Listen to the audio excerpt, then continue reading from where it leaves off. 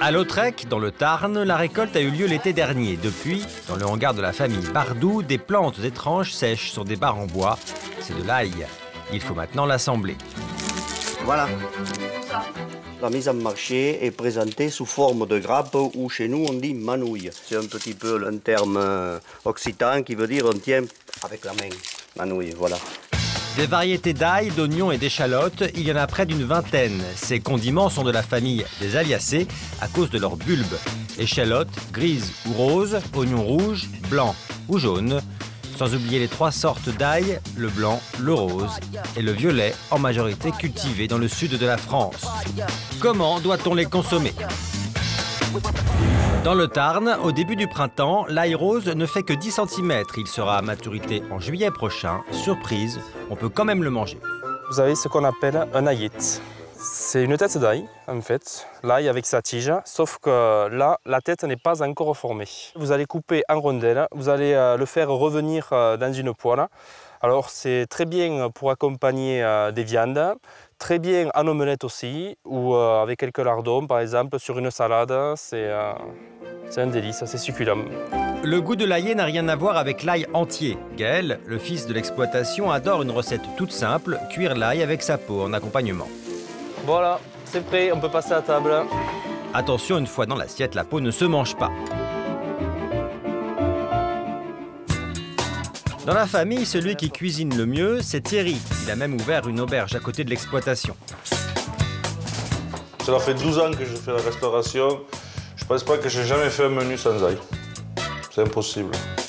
Sa spécialité, la soupe à l'ail. Dit comme ça n'est pas très appétissant. Pourtant, les gens viennent de loin pour la déguster. La cuisine, moi je la fais toujours à bisto de nas, comme on dit chez nous. C'est-à-dire à vue de nez. Quand même, sachez que pour 2 litres d'eau, il faut 10 grains d'ail.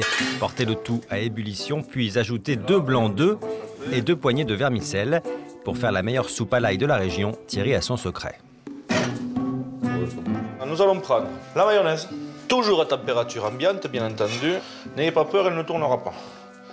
Ensuite, vous prenez bien soin de prendre du jus et vous le délayez délicatement à votre mayonnaise.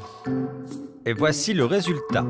On vous l'assure, une telle quantité d'ail n'est pas dure à digérer. Ce qui peut être indigeste, c'est l'ail cru, surtout quand on n'a pas retiré le germe. Enfin, Thierry a une astuce pour garder une haleine fraîche. Pour éviter que ça refoule du goulot, comme on le dit chez nous, prenez du persil.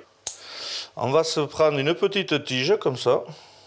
Hop, vous le prenez et vous le croquez là. Mais l'idéal, c'est le grain de café. Alors, le grain de café, il faut y aller fraîchement. Hein. Vous le prenez.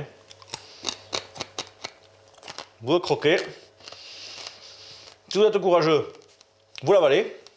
Sinon, discrètement, un petit mouchoir, tac tac, à côté, et personne n'y verra que du feu, et vous aurez une haleine majestueuse. Et bonjour, ça va aujourd'hui?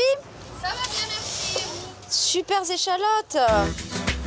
Virginie, 35 ans, est une fan d'ail, mais aussi d'oignons et d'échalotes. Sur son marché préféré de Toulouse, elle a du nez pour repérer ce qu'elle va cuisiner.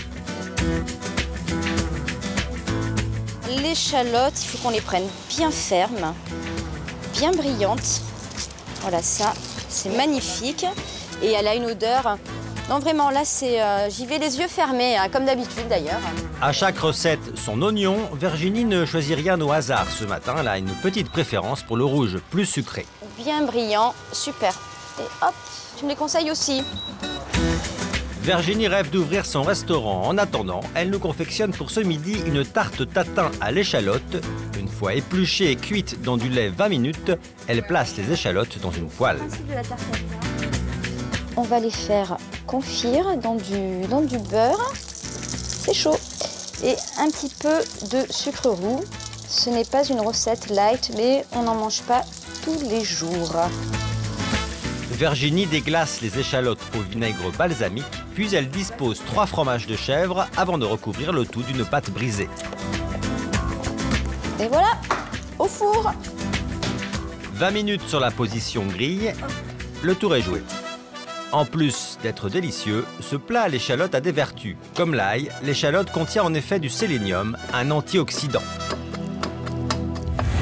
Tout aussi bon pour la santé, les oignons.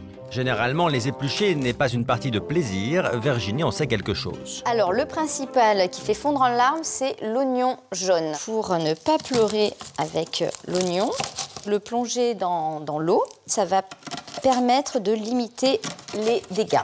Si vous faites une immense soupe à l'oignon, ne bougez pas, hein, et que en plus vous êtes seul dans votre cuisine, c'est-à-dire que vous ne craignez pas le ridicule, vous mettez vos lunettes de plongée et alors là, vous pouvez couper pendant des heures et des heures. Pas besoin de lunettes pour la deuxième recette de Virginie. Avec le hareng et les pommes de terre, elle utilise 2 sortes d'oignons qui ne font pas pleurer. Ce qui est intéressant sur cette recette, c'est qu'on va jouer sur tous les oignons qu'on a achetés ce matin, particulièrement l'oignon jaune. Et ce qui est sympa avec cet oignon, c'est que surtout, on va utiliser toute la tige verte qui est légèrement sucrée. Ça peut aussi remplacer la ciboulette si on n'en a pas. L'oignon jaune et l'oignon rouge se mangent de préférence crus. C'est aussi le meilleur moyen de profiter de leurs bienfaits. Comme l'ail et l'échalote, ils sont recommandés pour combattre les maladies cardiovasculaires. Consommez-les sans vous priver. Voilà.